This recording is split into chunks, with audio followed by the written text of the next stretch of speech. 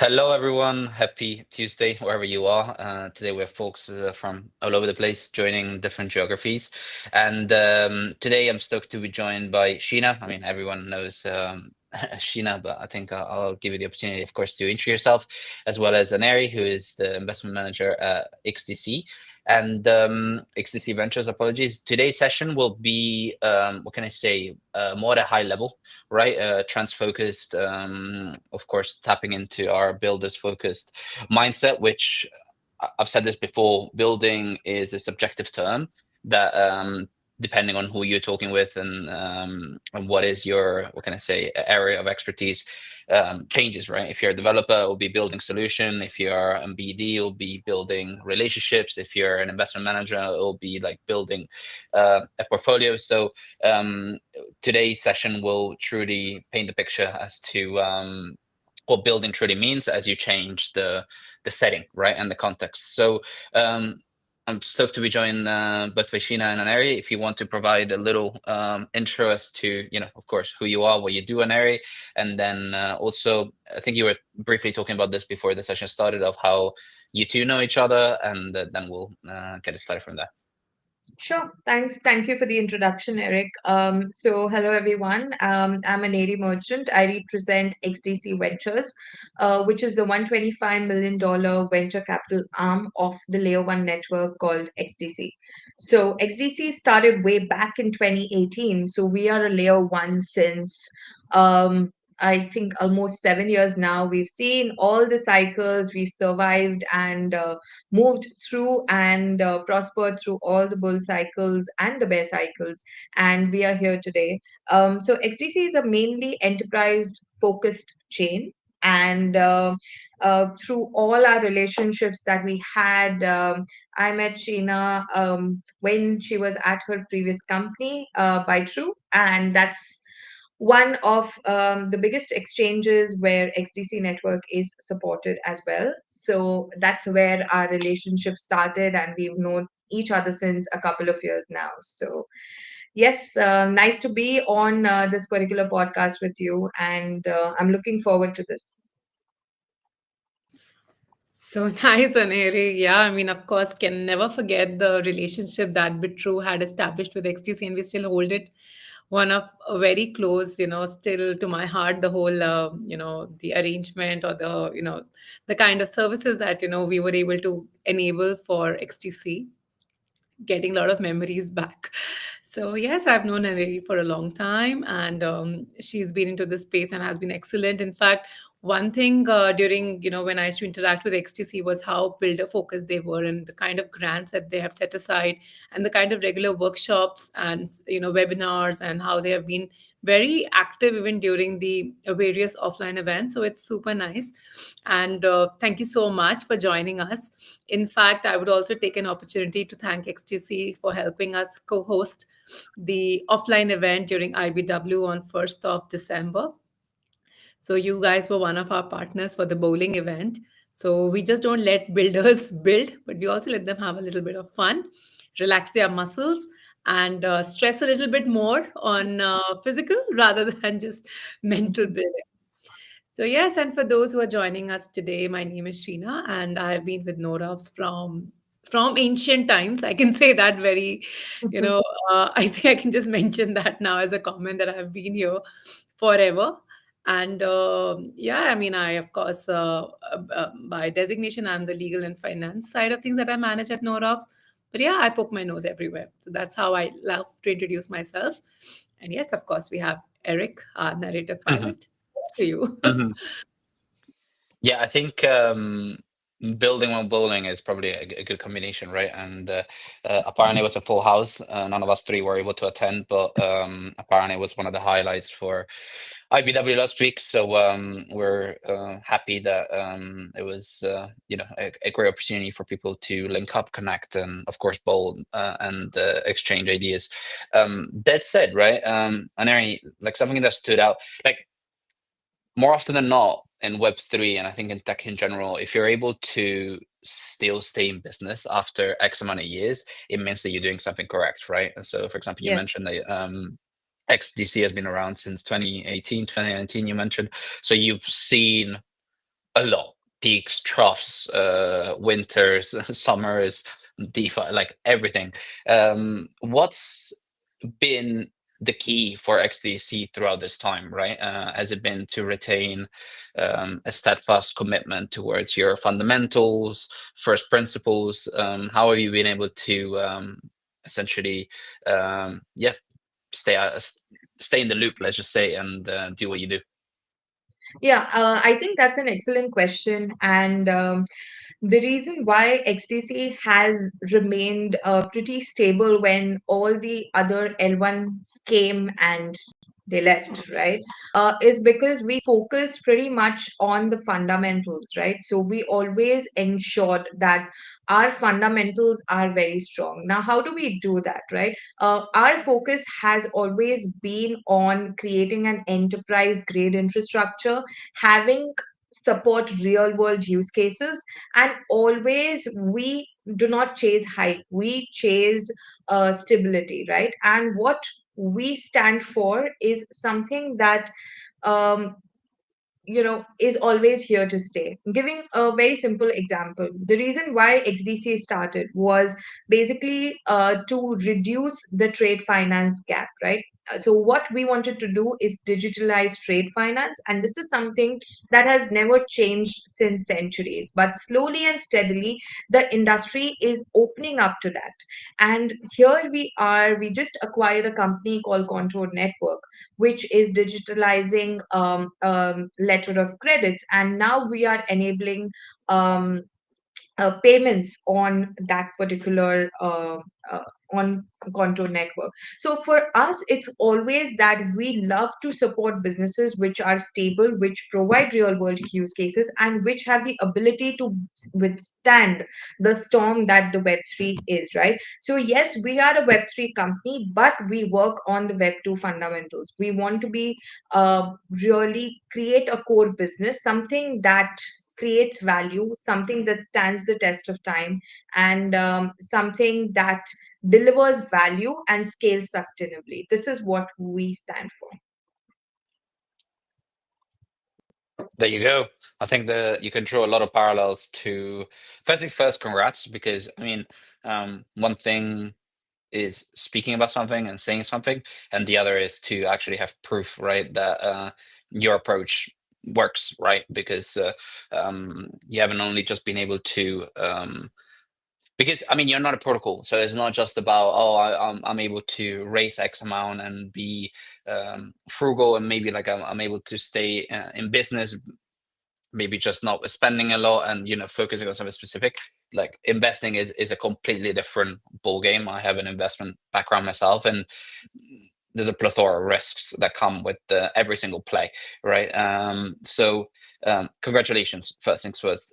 There's a lot of parallels, I think, with and overlaps with some of the things that Aneri said and the ethos that NodeOps adopts, right, when it comes to the implementation and the prioritization of fundamentals, but to product delivery, right? And to, what can I say, try and bring to market products and solutions that the market and the users will actually want, rather than go out on a whim and think, oh, out of assumption, think, oh, this might go next, or this other thing might, this other feature might be wanted. Like, I think if you're that would be too much of a reactive approach right now. I think the protocol has been very successful, not effective, I would say is a better term, to actually listen to the users. So, Sheena, what are your thoughts about what Aneri said, and how can you make that? Do you draw any parallels with the approach that we have at NodeOps when it comes to builders? So it's really nice when Aneri pointed out that for them also fundamentals matter a lot. It's more about how we are able to drive the real requirements of the industry and the hour. So it's nothing that you think you want to build, but if it has no utility or you're not doing any kind of value addition, it doesn't make sense. So for us at NodeOps, I mean, I think most of us know that our founders themselves are builders first, and then they are someone like from the called Web3 world. So for them, building, trying to solve the pain points, that has always been the priority. And I mean, I've said this like several times. For us, when we started NodeOps, for us, fundamentals mattered the most. And we've always proved it from time and again by, transparently showing all the metrics. So if you look at us standing today, 2 years old, we have already locked a revenue of 4.5 million. And when I say I've already locked a revenue, that clearly identifies or it validates the fact that for us, we had tapped into the real infra usage that the industry wanted. So for us, it's always been that, though infrastructure is invisible, we say that the invisible, rails. But at the same time, if builders are not using it, it's of no use, right? So that is one thing. And then when you're talking about that, how we have been building up the ethos and how we have been driving NodeUp so far. So I think time and again, I mean, of course, we also have our weekly metrics that are published regularly, and from there, like I saw Eric. I mean, our NodeUps handle had just posted the metrics yesterday, and if you look at it, December 8, 2025, we have come a long way, right? We have about 25K total deployments. We have a revenue, of course, which is locked in for more than 4.5 million. We have more than 1K providers onboarded. We have about 5.8K machines onboarded. And in terms of active machines, we have about 1.2K. So this clearly showcases a small team that started off its journey initially as a NAS, how beautifully, how wonderfully it has expanded with due course of time, along with solving the real infra needs that the builders were looking for. So I think that has been our journey so far. I mean, of course, during our live stream, I'll put in more emphasis about how for us builder first was the focus, and would also love to drive about autogen. But yeah, let's do it in the course of the streaming. Absolutely. And I think the journey so far for us, I don't know, it seemed as if like it transpired from what you said in an area that it's one of evolution, right? And I think when you have a focus on product delivery and actually going to market with the solutions that have users at heart, you will never find abandoning what you were doing previously, but it's always like a continuous uh evolution, right? From what you from For example, for us, NAS, then deepin, now cloud. It's not like when we turn a page, what we were doing previously, we what can I say, we forget, right? Absolutely not. If anything, like, we keep doing, but it's just about evolving, right? So something that I also wanted to ask you, Anara, is that um as an investment manager, right? You look at solutions across the board, right? Especially Web3 is extremely diverse when it comes to use cases and verticals. Consider how powerful blockchain is as a technology, right? So during your maybe evaluation process or decision making process, are there core metrics that you look at across all the use cases, or like that, you know what I mean, might be useful for the listeners as well to discover? Okay, so that's again a very interesting question because Web3 investing work used to work in a very different way, right? If we go back one world cycle, a lot of the investments were pretty much done by just seeing a white paper, right? Okay, wow, this idea looks amazing. Let me just fund you $2 million. You know, it's too good, you know. It was very easy to raise funds. It was very easy to create the hype. Someone just comes out with a meme coin, you fund that. So we've seen Web3 in this year particularly mature a lot. And this could be driven, of course, by the institutional adoption by the big institutions such as BlackRock and the likes. Or it could also be that we've seen that out of the 10 million coins that keep have launched, you know, most of them don't do well. Now why is that the case, right? Now we've run a lot of accelerators over the last 2 years, and interacting with a lot of founders, and during the course of the accelerators and during my acceleration process, what I've understood is that they still think that, okay, getting a good number of registrations on my platform means X percentage of traction, which means X percentage of valuation. That doesn't work in Web3 anymore. What investors are now looking for is more sustainable projects, something that would get revenue. This question was never asked in the previous cycle. How will you make revenue? This is the basic question, right? Because at some point you are not going to be able to raise funds. At some point of time you will be delayed in getting the VC check. In that sense, how would you survive? How would your cash flows work? So the easiest way that it would work is to go back to the Web 2 mentality, wherein you create revenue, your revenues manage your cash flows, and you use the funds from the VC to scale and to grow sustainably. That's how investing is actually done. But I think we all got it wrong. And This is something that has changed over the years. Now, what I look for in projects pretty much remains the same. Of course, we go more into the specific details of, say, if I'm investing in DeFi, I would look more in DeFi. If I'm investing in payments, I would look at that vertical. But at the macro level, I think what would remain same is one, what kind of traction does the project have? That's very important for me, and that I actually go into a deep due diligence by actually checking the dashboards. I do not rely on the words anymore, saying that I have 100,000 users. No, that doesn't work, right? Show me the dashboard, show me the traction, show me the on chain metrics, because we come in as strategic investors. So for us, a lot of the investment decision also matters on what kind of traction you get to the XDC network. So this is the first thing that they need to do, is do an integration to the network. We check all the transactions. The transactions on chain are a proof of traction. There's nothing more to it, nothing less to it. It's very simple. Second is again the revenue source that we discussed. That's super important. You need to be making money. It's not possible you don't make money.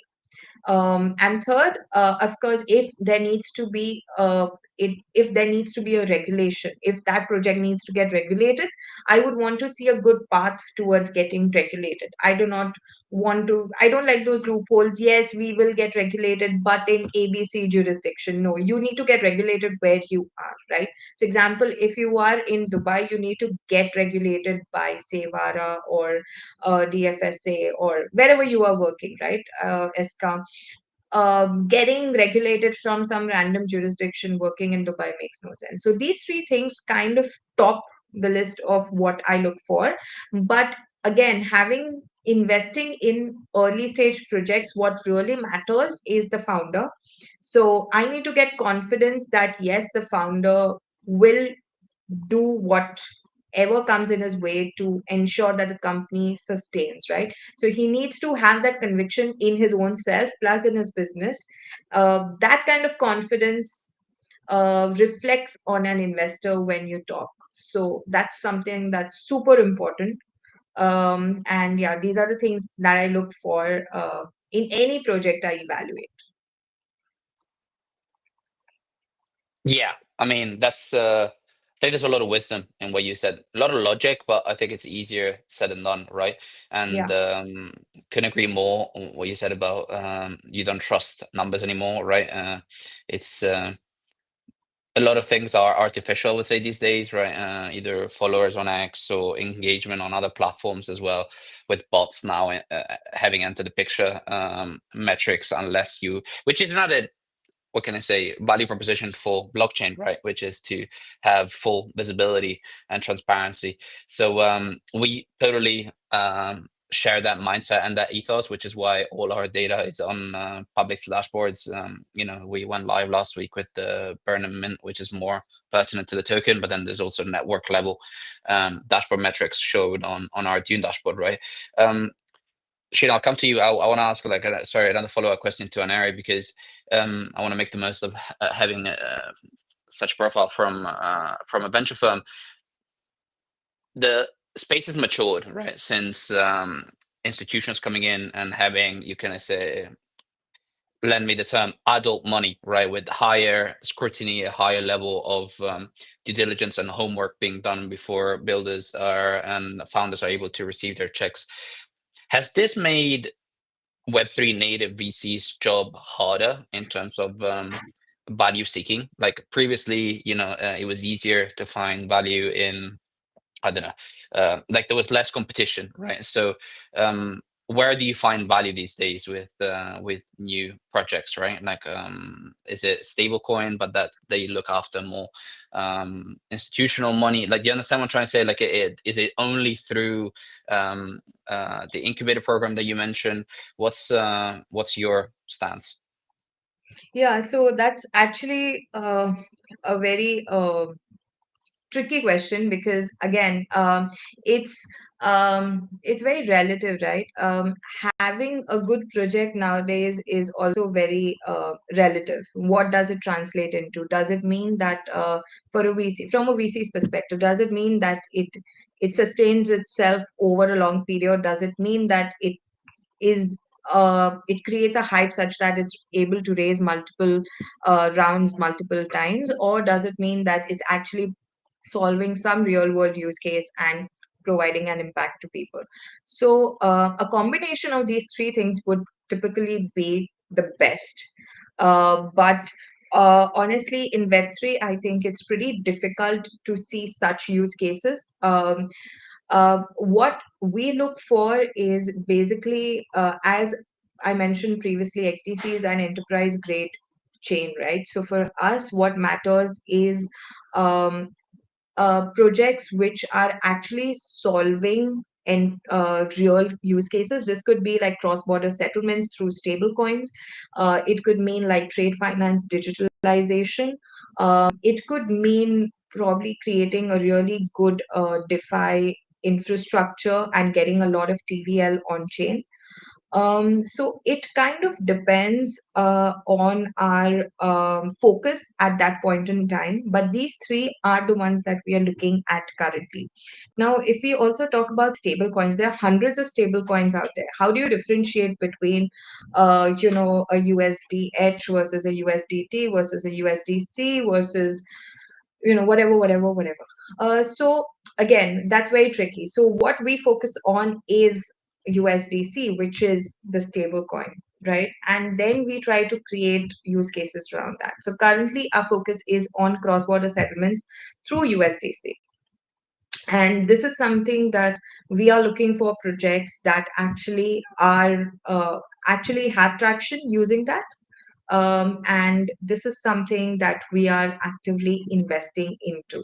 The other thing, of course, remains that tokenization is also a very big part of the cycle this time, mainly to provide access to the 99% of the world who do not have access to, say, accredited investments in the US or otherwise. So that's again solving a real world problem. So tokenization, cross-border payments, trade finance digitalization, and getting TVL on the network through DeFi. These are the elements that we are currently looking at. But like you said, getting projects that tick off everything is super difficult. And we did find a few, and we did invest in a couple of them.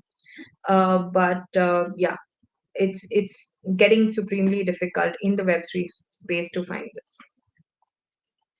I can imagine, and then I mean we'll delve next into both the NodeOps and the XDC approach when it comes to actually supporting builders through grants, right? But Shin, apologies for keeping you still all this time. But what's something, Shin, about your role? Because I mean, I have a first row seat because I mean we interact daily, and so I know how many different responsibilities you juggle simultaneously, and what's one thing about your current job that you love, right? Like, why do you do what you do, and why?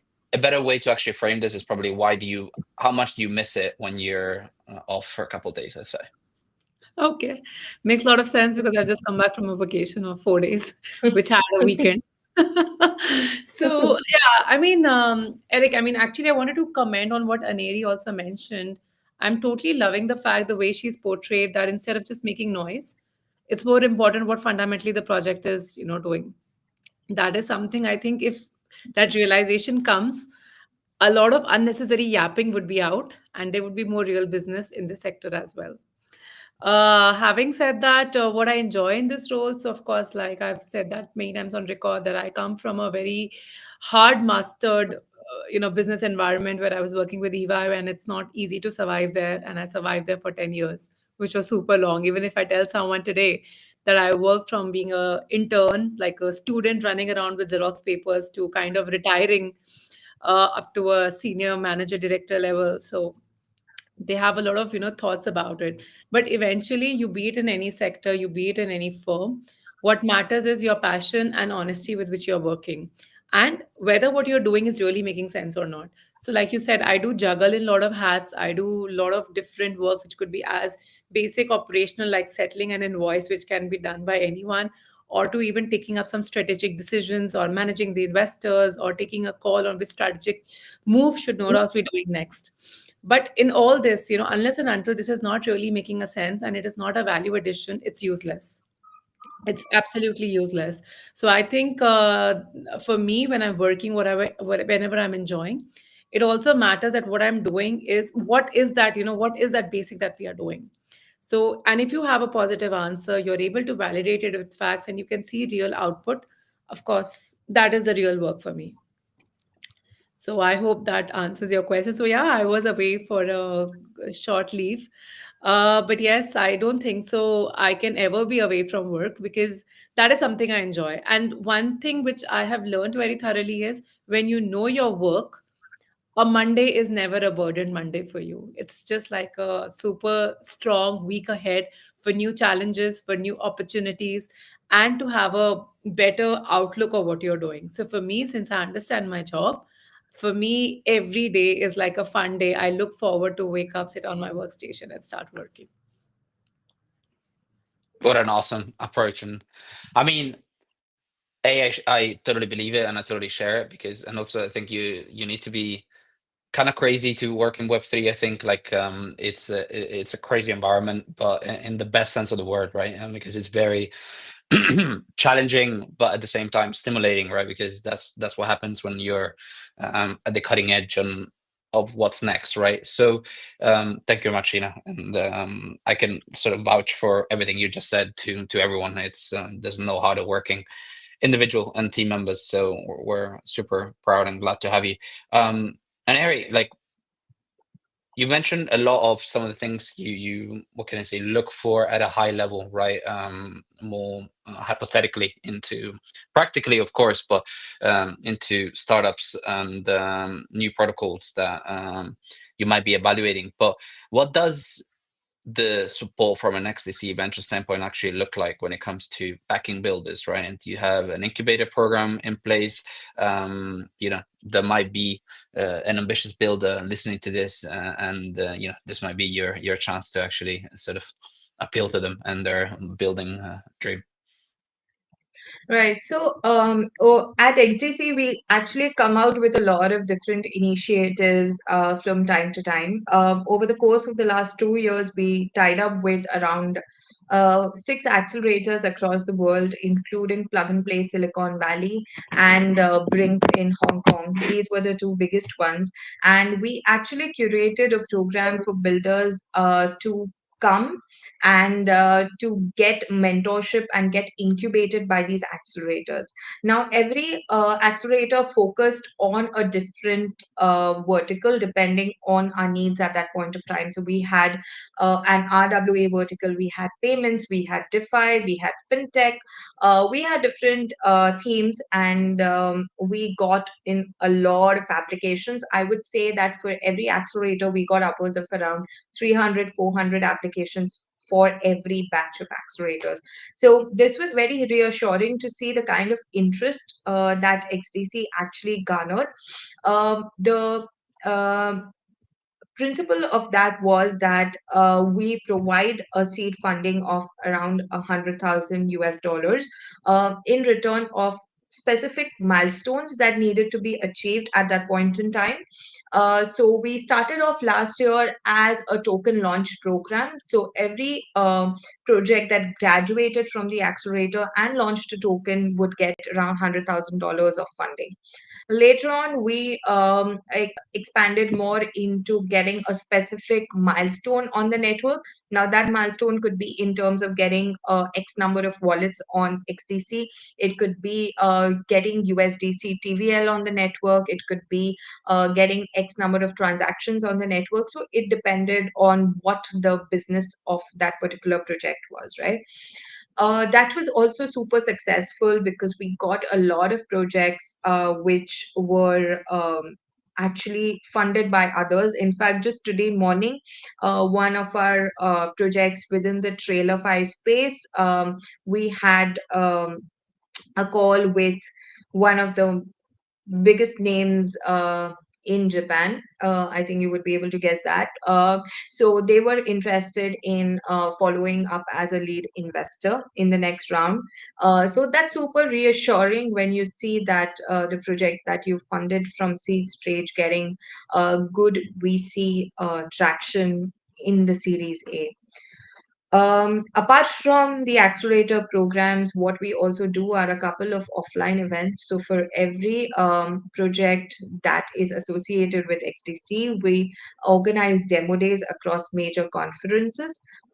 So I think we did one for Token, we did one for Token Singapore, Token Dubai, we did one for Consensus. So around all these major events, we do demo days wherein we invite investors within our ecosystem to come and see the projects, and every project, shortlisted project, gets a chance to pitch. So of course, you need to be in the top league to actually get in front of those VCs. That's a disclaimer.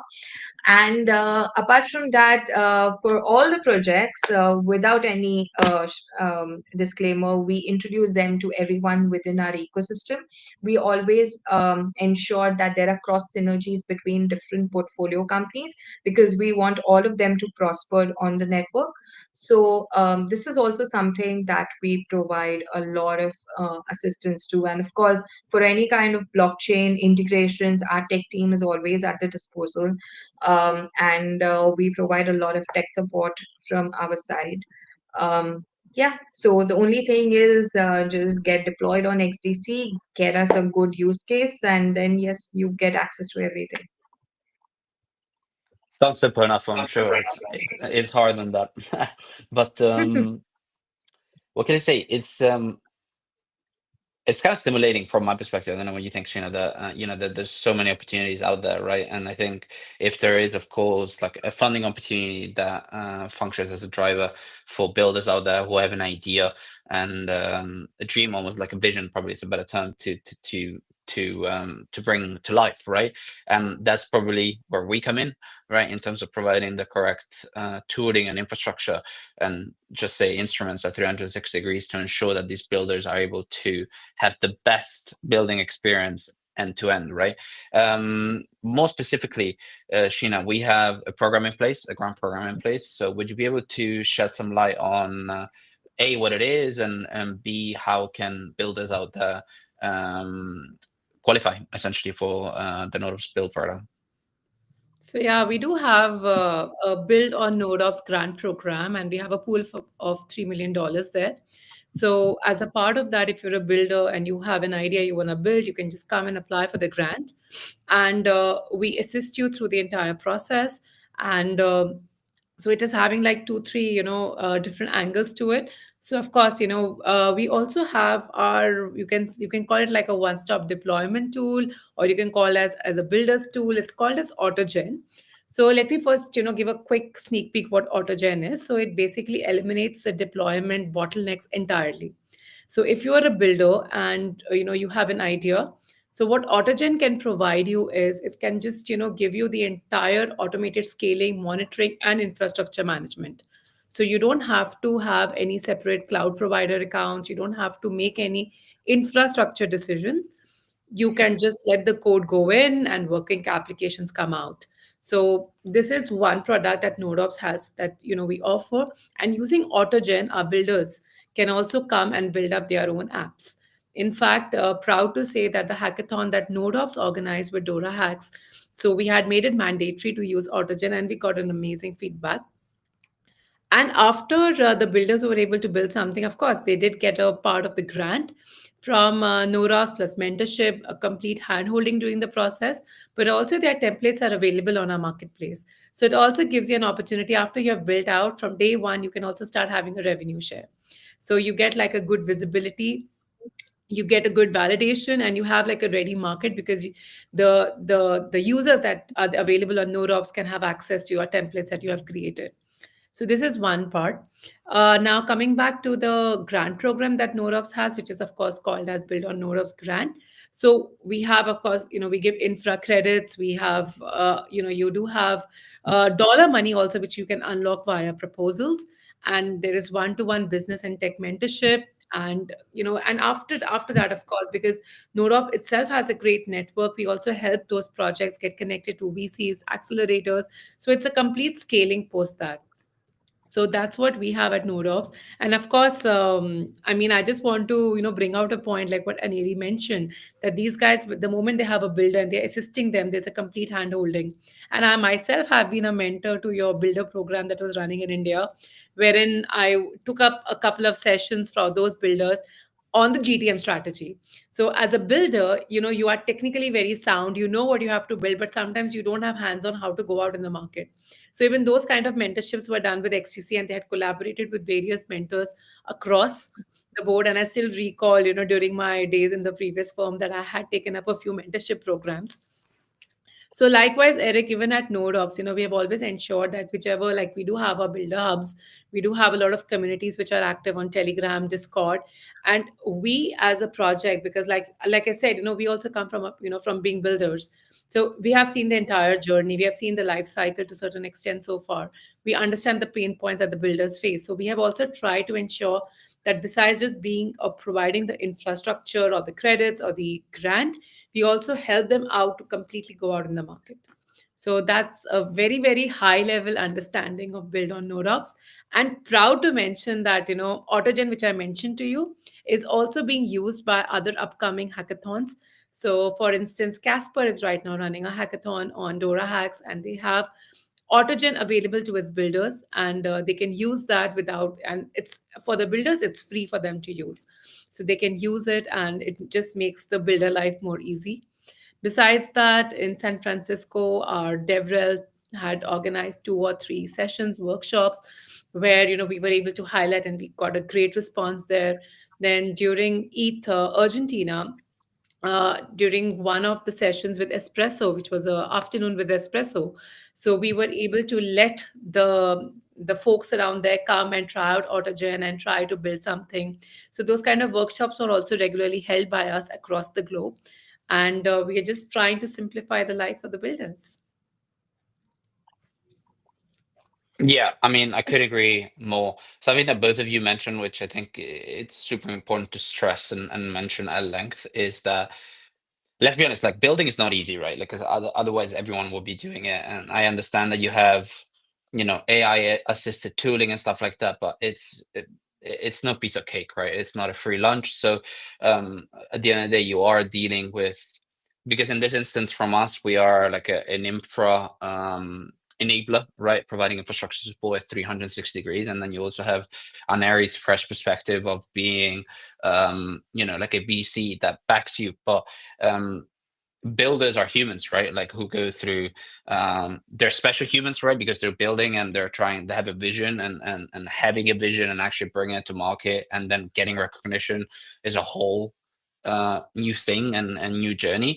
But you're humans with struggles and pain points, bottlenecks along the way. Like it's not easy, like at all, like at all. I read it today on X. I don't remember which post, but yeah, I must stress this. Like it's not easy. So finding the right support along the way, that is not just, oh, okay, here's a check for you, go and do your thing. Because I think more often than not, it's more actually about, oh, okay, I have this problem with this kind of integration. Sheena, can you help me with this, or can you introduce me to, like, you know what I mean? And actually making sure that you're there for them is more important. So it's super refreshing to hear that. And I'm sure that Aneri is super truthful and super transparent, but at least from our perspective, I can sort of guarantee you at 360 degrees that is actually the case, right? And the focus from an autogen GTM, what you mentioned, Sheena, is true and will continue to be the case to, what can I say, build in the open by having as many users as possible come in and actually have an open discussion when it comes to feedback and what they think about what should be added, what works, what doesn't. We've seen this from another alternative. When can we see that on autogen? And yeah, the team is always all ears when it comes to builders, and it seems that it is actually the case also at XDC. Apologies for this, but I just wanted to make this point, and I think it's super important to reiterate this. One of the concluding remarks that I wanted to ask both of you, we'll jump now to questions that are, can I say, shared and common.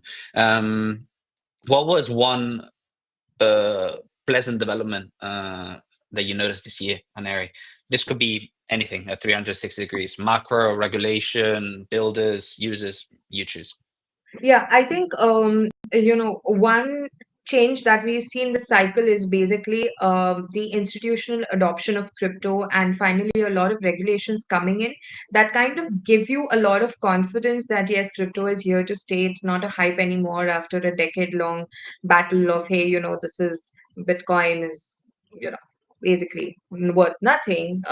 So getting institutions adopt crypto gives a lot of, I would say, confidence to the retail investors as well. The good part is, Bitcoin and Ethereum are being adopted, so they are getting scale at length. The bad part is that all the other projects are kind of getting left out because the liquidity is flowing to these big top 5, 10 crypto projects, right? So this is something that I would say I would really like for the liquidity to flow on to the other projects so that all of us could prosper. And that's how probably the industry would grow. In terms of what I'd really liked is a lot of regulations becoming clearer. A lot of countries are, I would say, something similar to ARA in Dubai, Genius Act coming in. This gives crypto a legal adoption, a real metrics that yes, we are. Crypto is regulated. Just yesterday or just today, I think Abu Dhabi announced that USDT and USDC are actually up for use within the ADGM, right? So that's actually a very big thing for the industry because if if a country is recognizing that, there are going to be multiple benefits, multiple use cases that open up, and this is going to lead to a lot of adoption. And I think slowly and steadily, the world is going to shift from fiat to stable coins, at least in the near future. So I think this speed at which it's happening this year has been amazing. I think it's got a lot of push from the government at in the US, and that has kind of had a waterfall effect on the other countries as well. In fact, even countries such as Georgia are adopting tokenization for their properties. Bahrain is giving out a lot of licenses for broker dealers. So a lot of these small countries, which you wouldn't even know of, are actually super active in crypto. Even Kazakhstan is doing a lot in the crypto space. So this is something that is very reassuring that yes, all the countries themselves are trying to do something.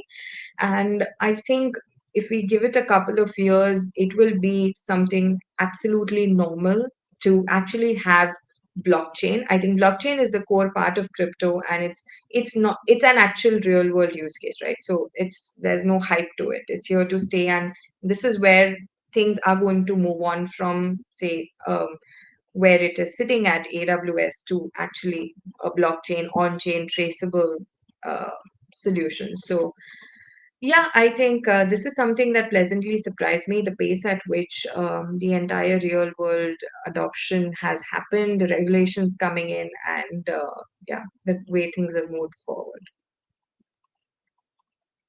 That's awesome. Thank you very much, Aneri, and rather inspiring, I would say, as an outlook as we finish this year and we head into the 2026. Sheena, what about you? Any thing that you were pleasantly surprised by? It could be Node specific, could be a Web3 specific, at your discretion. So, of course, I wouldn't less agree with what Aneri said, and that's actually a very pleasant change. In fact, a couple of days back, I was called up by one of the leading guys who's very active in the marketing.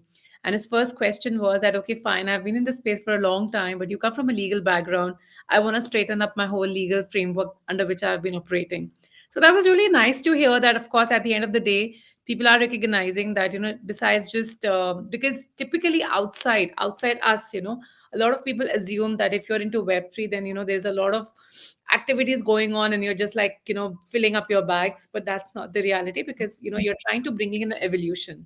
Just the way from barter you moved on to currency, to paper notes, to coins, you're moving on to a next evolution stage, and it's nice to see the kind of adoption. Of course, an area also, I don't know if it's true or not, but I heard that the Emirates are also accepting payments Yes. in crypto now. So that's super nice to know that people want to keep, and of course this is all blockchain backed.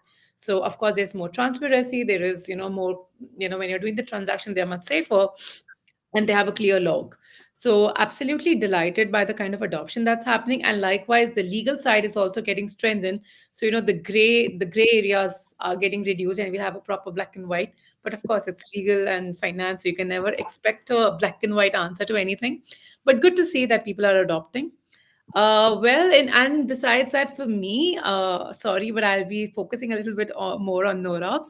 What pleasantly surprised me, because January, when we sat down to carve the next 12 months, and typically, like I think I've mentioned this earlier also, we kind of prepare our cash flow statements well in advance. We try to create a proper roadmap for the entire team to know, for our investors to know where we are going. And I was glad that whatever was written on the paper was actually executed month by month in the same way. So that was pretty positive for me. And in June, of course, we had released our tokenomics, something very theoretical for people to look. And last week, with the whole burn and mint mechanism going live, that kind of validated that tokenomics are not just a marketing tool for you. It's not something that you just write on paper just to hype your token launch.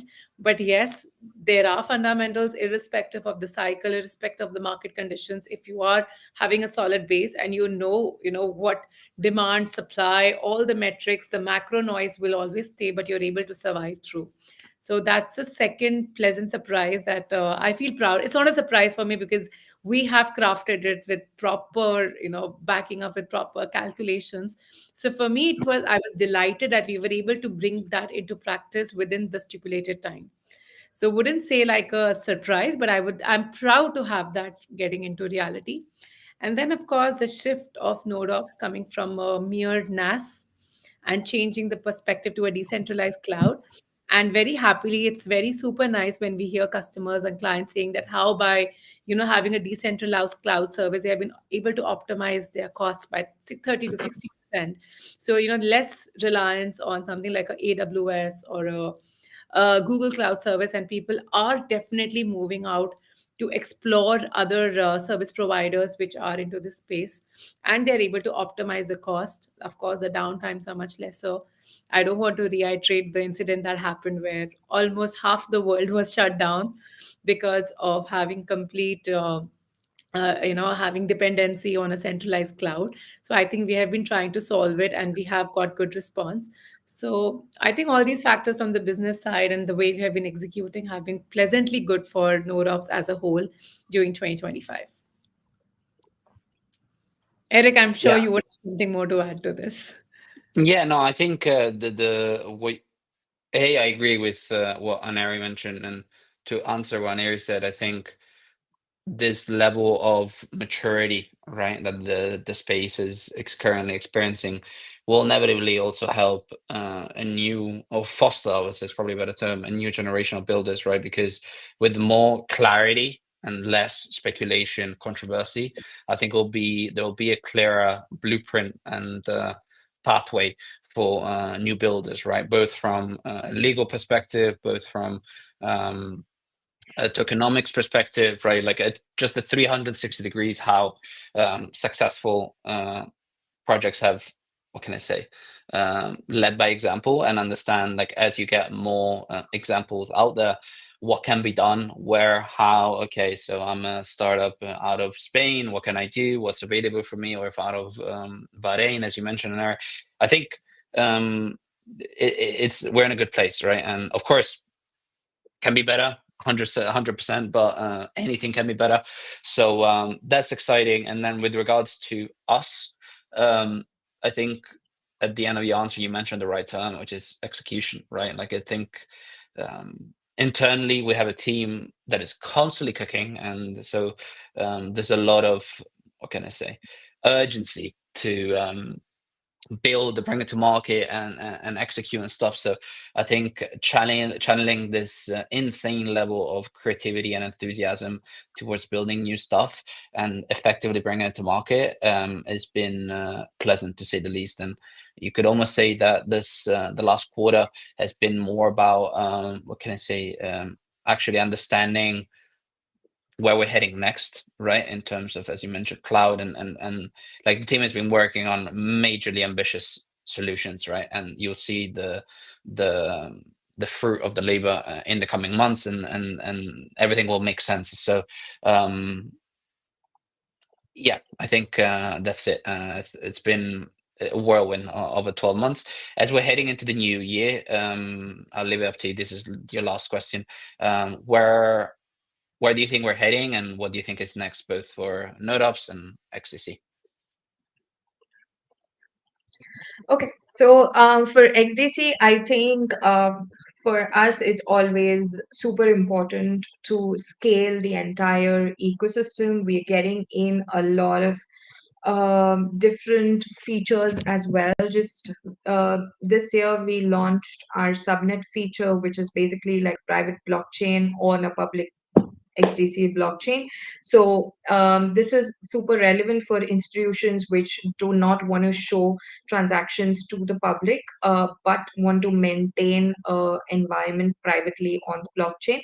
So we are trying to get in a lot of different features. We've also got USDC, which is natively on the XDC network. So we are trying to scale our entire DeFi system and get a lot of TVL onto XDC. So we have a lot of programs that are currently live, wherein you could earn some really attractive yields by staking your USDC or XDC.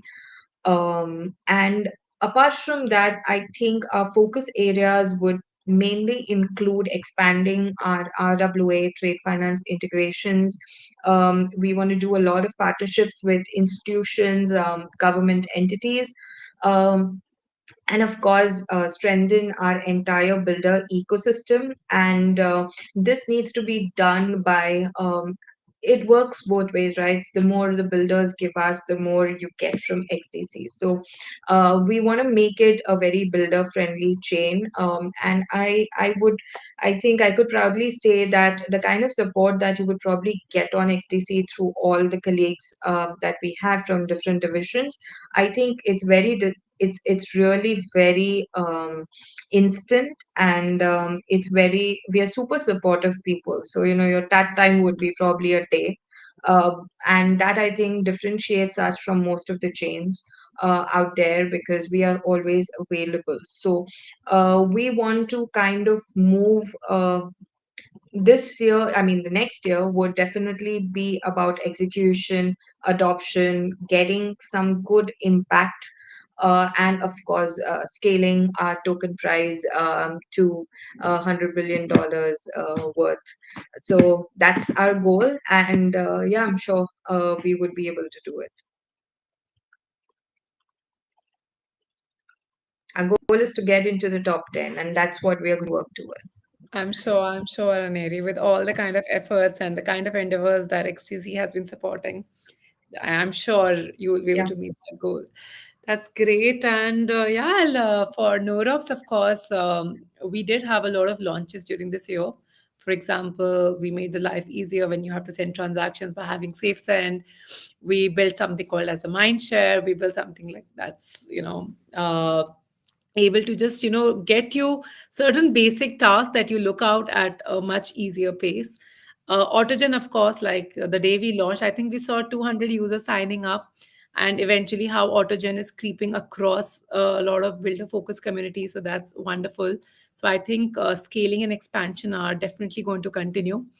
For NodeOps, there is, of course, like I think Eric mentioned, that there's a lot of hard work that the team has been putting in the background, and the fruits would be very soon be visibly available, discoverable by our community. And that, of course, we have something soon coming up in Q1 2026. And of course, we are moving towards a more verifiable distributed AI compute. Centralized clouds, of course, they always struggle with some kind of GPU shortages. Of course, the bills are super high when you get hands on it. So you get first dependent on it, and then that's like a beautiful princess out of which you can't go out, and it's very expensive to maintain it. So what we are trying to, of course, provide you a better way of having a global scaled pricing efficiently for your cloud requirements, and making the life of builders easier.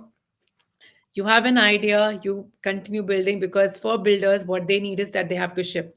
They don't care about the cycle, they don't care it's bull, it's winter, it's summer, whatever. For them it's important how quick they scale, how quick they are able to ship, and how their idea converts into reality. And NodeOps is there to provide all your infrastructure requirements for that. So yes, there would be many more features, there would be many more suitable tools available, and should be doing good. We are also collaborating with a couple of hackathon organizers with universities across, to just help have autogen and our features become a part and parcel of any builder. So yeah, I think I remember once Naman mentioning we are versatile on steroids. So I hope we are able to prove that soon. Yeah, that's it from my side. Both very ambitious statements on different, of course, contexts to close it on. I think nothing better than that. I think we can do this again, and in 12 months' time, and see whether we're able to achieve what we set out to do, improve, did better, or whatever. So we'll see. I think Yeah. we'll give it our best shot, both by being very disciplined and working hard. And at the end of the day, that's what you can do, right? For your users Yes. is give it your all, give it your best, and then see um, what happens. And last message, I mean, Sheena very capped it off very well.